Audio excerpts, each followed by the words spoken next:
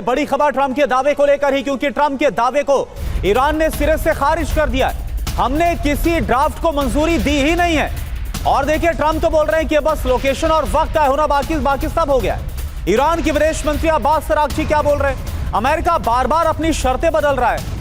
फार्स के हवाले से यह खबर सामने आ रही, यानी फिर से ट्रंप के दावे को ईरान की तरफ से नकार दिया गया, यानी ट्रंप को झुठला दिया गया है ईरान की तरफ से। तो IRGC का जंगी ऐलान, युद्ध चाहता है क्या ईरान? क्या मायने हम समझे? देखिए, नंबर 1, डील पर सहमति अभी तक हो नहीं पाई है। ड्राफ्ट या फिर एग्रीमेंट पर अभी भी एक भ्रम की स्थिति लगातार बनी हुई है। ट्रंप कुछ और बोल रहे हैं और ईरान की तरफ से कुछ और कहा जा रहा है। युद्ध चाहता है क्या ईरान? ट्रंप से वार्ता जारी है, डील अभी बाकी है, यह ईरान की तरफ से साफ कहा गया है। जी हां, और अमेरिका ने बार बार शर्तें बदली। डील अटकने का मुख्य कारण यही है, मुख्य वजह यही है। ईरान की तरफ से बार बार यह कहा जा रहा है कि बार बार अपनी शर्तें बदल देता है अमेरिका। संवर्धित यूरेनियम जरूरी है, यह ट्रंप का दावा पूरी तरह से बेबुनियाद है। यह ईरान का पक्ष है।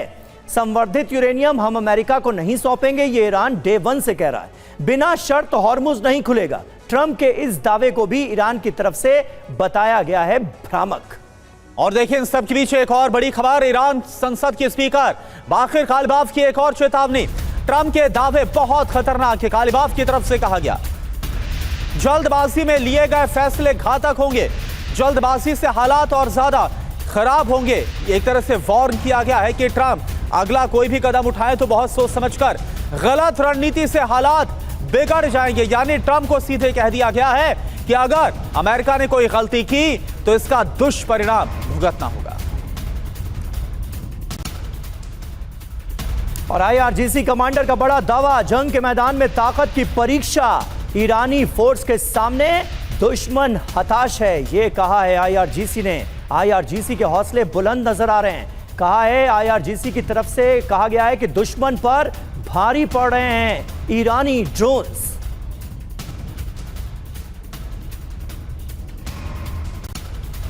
और एक और बड़ी खबर, कुवैत के रक्षा मंत्रालय का बड़ा दावा, ईरान की हिमाकत जारी है। यह कुवैत की तरफ से कहा गया और 48 घंटे में 24 ड्रोन हवाई क्षेत्र में घुसे हैं।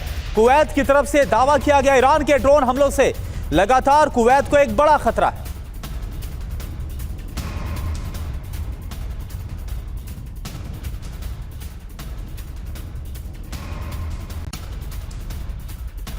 और आइए अब आपको दिखाते हैं ईरान की तरफ से जो हमले का वीडियो जारी किया गया है, उसमें क्या नजर आ रहा है। अमेरिकी बेस पर मिसाइलें दागी गई हैं, ये उसका वीडियो है। अमेरिकी हमलों के जवाब में ईरान ने जो एक्शन लिया था, उसकी तस्वीरें ईरान की तरफ से जारी की गई हैं और इसमें दिखाया गया है कि कैसे धमाकों से थर्रा उठा अमेरिकी बेस। दरअसल अमेरिका की तरफ से दावा यह किया जा रहा था कि किसी भी बेस को, खाड़ी देशों में मौजूद अमेरिकन बेसेस को नुकसान नहीं हुआ है ईरान की स्ट्राइक में। लेकिन अब ईरान ने जारी कर दिया है वीडियो। और एक और बड़ी खबर, महंगाई पर ट्रंप का अजीबोगरीब बयान। कहा, मुझे महंगाई पसंद है, महंगाई को यूएस की तरक्की से जोड़ रहे हैं अब ट्रंप। अमेरिका में आसमान पर पहुंच गई है महंगाई, और जब जवाब देते नहीं बना तो ट्रंप क्या बोल बैठे कि मुझे तो महंगाई पसंद है, और महंगाई का मतलब यह है कि अमेरिका तरक्की कर रहा है। तो सुना आपने डोनाल्ड ट्रंप को। ट्रंप की इन्हीं हरकतों और ईरान से जबरन युद्ध से कैसे दुनिया मंदी की तरफ जा रही है, यह आपको बताते हैं।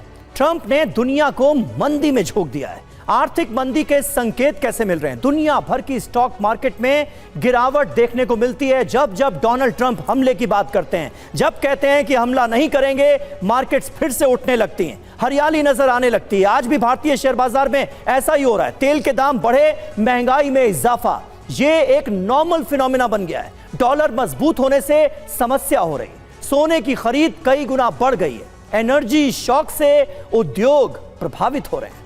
और देखिए, वैश्विक संस्थाओं की चेतावनी क्या है। विश्व बैंक की तरफ से क्या कहा गया? वैश्विक विकास 2.9% से घटकर 2.5% तक आने का अनुमान है, यानी कि 0.4% की गिरावट।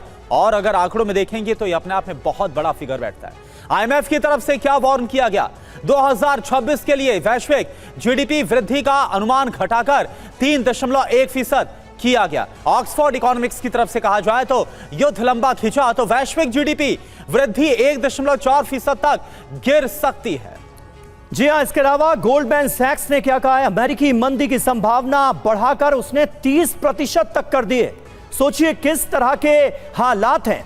मतलब इतने गंभीर हालात को भी कोई मजाक में उड़ा सकता है मनीष? डोनाल्ड ट्रंप आज जो कहते हैं उसका पूरी दुनिया में मजाक बन रहा है। क्या इस बात का उनको इल्म नहीं है? यहां पर बात हो रही है दुनिया को आर्थिक मंदी में झोंकने की। आज जो डोनाल्ड ट्रंप ने किया है उसका खमियाजा पूरी दुनिया को चुकाना पड़ रहा है और वो कहते हैं महंगाई पसंद है, इसमें कोई दिक्कत नहीं, कोई परेशानी नहीं।